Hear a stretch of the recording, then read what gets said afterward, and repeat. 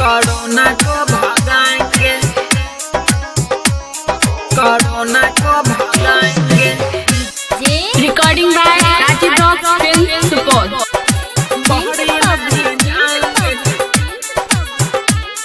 Corona को भगाएंगे, भले ही घर में बैठ के अपना सारा समय बिताएंगे। ठीक है, भले ही घर में बैठ के अपना सारा समय बिताएंगे। बहरी नहीं जाएंगे, कोरोना को भगाएंगे। ठीक है, बहरी नहीं जाएंगे, कोरोना को भगाएंगे।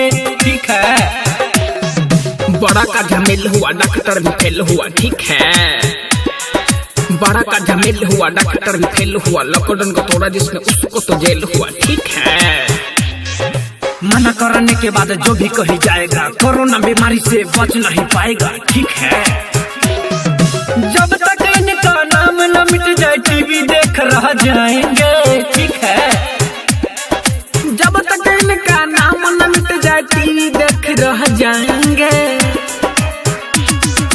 बहरी नहीं जाएंगे, कोरोना को भगाएंगे।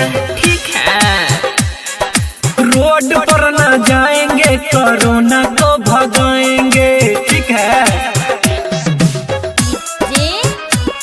कोरोना को भगाएंगे,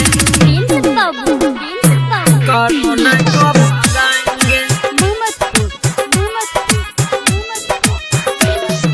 चीन से ही आया है, सब घबराया है। ठीक है, चीन से ही आया है, सब घबराया है। देश विदेशों में खलबली मचाया है। ठीक है, आदमी से आदमी को दूर करवाया है। सुनील परमानंद ने गा के सुनाया है। ठीक है, डट के इनसे लड़ेंगे भैया, कभी नहीं घबराएंगे। ठीक है, डट के इनसे लड़ेंगे भैया, कभी नहीं घबराएंगे। जनता कर्फ्यू मनाएंगे, कोरोना को भगाएंगे।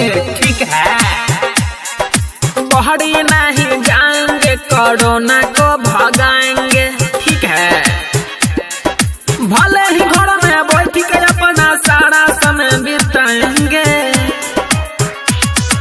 बहरी नहीं जाएंगे, कोरोना को भगाएंगे।